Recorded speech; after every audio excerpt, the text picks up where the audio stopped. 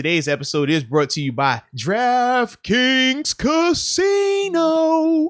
Yes, indeed, baby. The awesome app that they have, which we already let you know, it is safe, it is secure. Most importantly, it is reliable. I mean, it's a fun app too. I mean, you talk about your table games that you could play when you're at a casino. You're able to do that on the app as well. And it's getting a little cold right now, so you might be less apt to take the trip to the casino. Why not just get by the fireside? Load up the app. Come on now. Play some blackjack. You can't go wrong with that. Or if you're not if you want to do the slots, you can do the slot machines. I mean, it's a ton of games that you're able to play with DraftKings Casino. But, Deke, you hit on something pretty cool, bro. What's that? You know, I was thinking about when you said downloading the app, right? Because that means it would be their first time using it. Yeah. Well, you know, when it's your first time downloading the DraftKings Casino app, you can type in a promo code. And you know what that promo code is? Yeah. Uh-oh. Let's see. It's pretty simple. Uh-oh. My memory's been getting bad, but not too bad. It's simply MOATS. Oh, okay. Ladies and gentlemen, the promo code is MOATS. If you use that when you first sign up on the DraftKings Casino app, you'll receive up to $2,000 in deposit bonus money. It is an awesome concept. So with that being said, man, download the app, stop wasting time, and use that promo code so you can have an opportunity to make a little money. But Deke, you know, it's something that we have to talk about.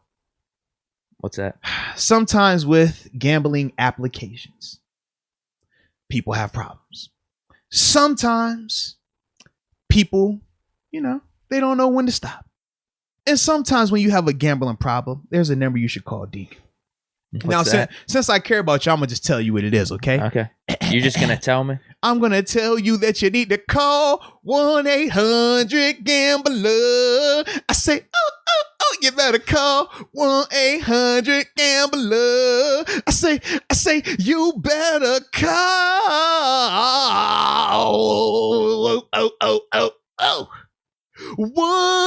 1-800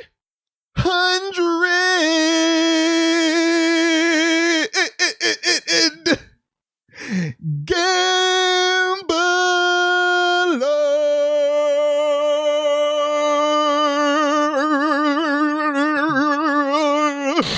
Let's go, UW. Bush seemed to be better. Maybe it's starting to click for him. Yeah, Bush looked good. No, I'm glad you brought him up. He is actually who I wanted to talk about first. No, I was really impressed with him. I think as a whole, the linebacking core as a group, the inside guys I'm talking about in particular, they all three play really well. And I say all three because Devin Bush, Joe Schober, and Robert Spillane, they rotated. And it wasn't just passing downs. No, it was a legit, every 2 series, they had a 3-man rotation. Spillane came in first for Schobert. They played Spillane and Bush had, I think, 2 series together. Then Devin Bush rotated out, and it was Schobert and Spillane.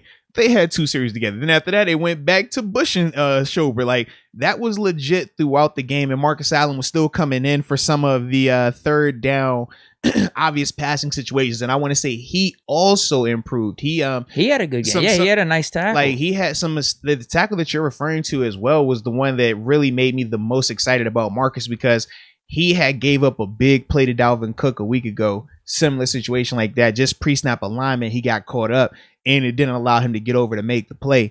This game, he makes the play, and it was just good to see pre-snap in a situation where he couldn't get tangled up footwork wise. Robert Spillane had a similar play. He almost had a big hit on it. He just got outran, and I'm fine with that. But his read, his movement was good. But going back to Devin Bush, I thought as a whole, man, this was good to see him getting back to the fundamentals of playing linebacker. Stand in a shuffle, not worrying about getting ran by. And there was a play where he got hit in his knee. And you see him on tape. He's been in the knee checking, and he was like concerned. He doesn't come out the game. He stays in there, and then he makes a nice play right after that. And it was good to see. Okay, look, man, the knee is fine. You tested it right there. It took a little weird hit. Okay, cool. You're good to go. Keep playing. But his shuffle all game I thought was really good. It put him in really good spots vision-wise in his drops, and that's how he got into the throwing window on the one that he should have caught right in the red zone. Yeah. That was just him then really good read, sitting back, getting to his landmarks for his drops and making a play. I don't think he saw the ball though. I think that's why when it hit him like that, he just didn't see it. And then he had another one, the one where the running back, it goes to the running back's hand and it hits off of his hand as well. I still like the fact that the reason why it's such a tough throw and catch is because he's shuffling. He's staying square, playing it inside out. He didn't just see the running back go to the flat and haul tail like a crazy guy and then get caught when he runs the angle back, on the route. Some people call it the Texas route, the Arrow V, whatever you want to call it, right? But the one where he goes out to the flat and comes back, like he just stayed with good patience. So that way, when it was coming back, he's in position. He's right there where he needs to be. And those are the things where it's like, man, if you do that every play, man, you will be fine. You will make a ton of plays. Even when you're not trying to make a play, you're going to make a play, but you just have to trust it. And I think that this is one of those games where he was trusting it and it showed. It definitely showed. So hopefully he'll keep it going. Because like I said, these last 2 games for him, I think he's taking huge steps in the right direction. Like I said, it's not a finished product just yet. And it's hard to be a finished product when y'all give up 200 yards on the ground. I'm with you. I know that. But as a whole, watching him, I thought that his physicality, I thought that he was way more decisive.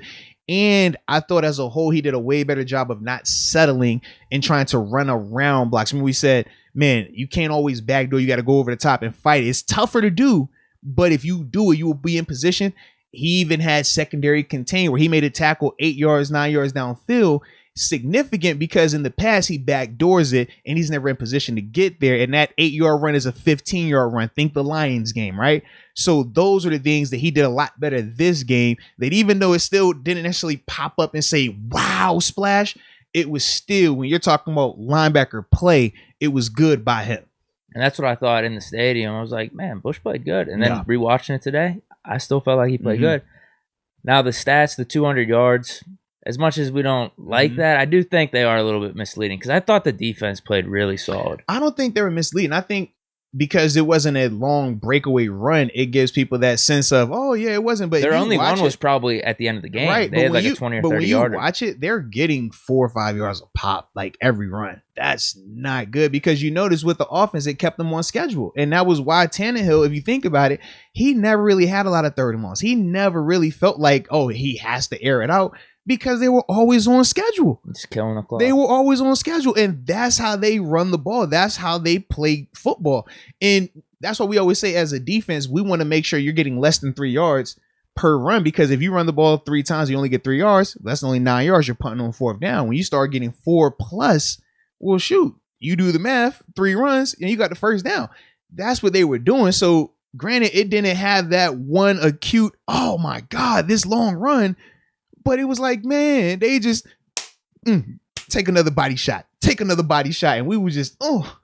I don't know about that because when you compare it to the Vikings game, I felt like we played so much more physical. They couldn't really, like you said, they couldn't get anything popping off. Like we were always in the mix. You think we played more physical the Vikings game or the Titans game? No, Titans game. No, I agree with that. Compared to the Vikings game, like that's why I was impressed with the defense. But the reason what I'm saying is different is this. You also have to remember who was running the ball for the Vikings game and who was running the ball for the Titans game.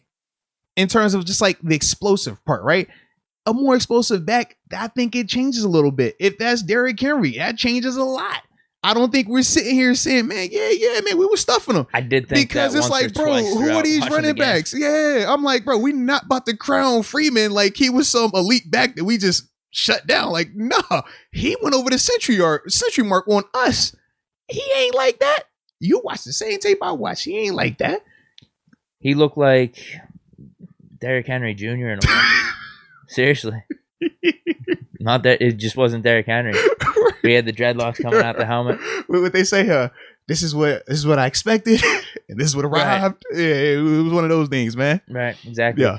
Another thing, though, and this is why I brought that up. I felt like the defensive line played good and probably helped Bush a little bit because it wasn't like he was the one making these individual one-on-one decisions anymore because it would be Loudermilk getting there, Davis getting a hand on a guy, making a tackle. So I wanted to give some credit to the defensive line too. No, I thought the effort too as a whole. You talk about the D-line, obviously Cam Hayward, like he showed up a lot, man. Just some of the effort plays, running down stuff, hitting him.